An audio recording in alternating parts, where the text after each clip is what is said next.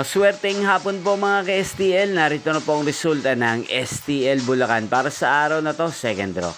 April 24, 2025, araw ng Huwebes.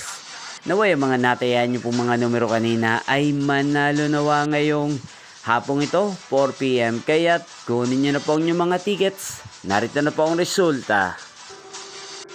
Ang mga numerong ninalo sa STL Bulacan ngayong hapong ito, April 24, 2025, 4 PM. Second draw result, 5 at 40 in exact order. Sa lahat po ng tumaya kanina sa STL Bulacan para second draw ng 5 at 40, congrats po sa inyo, panalo po kayo. Again, 5 at 40. At ngayong hapong ito sa STL Bulacan, natin pong shoutout si Ate Mary ng Bulacan na nanonood din po sa channel na to. Shoutout po sa inyo, Ate Mary. Sana po manalo din ang mga numerong tinatayan nyo sa STL Bulacan. Sana nasa mabuti po kayong kalagayan.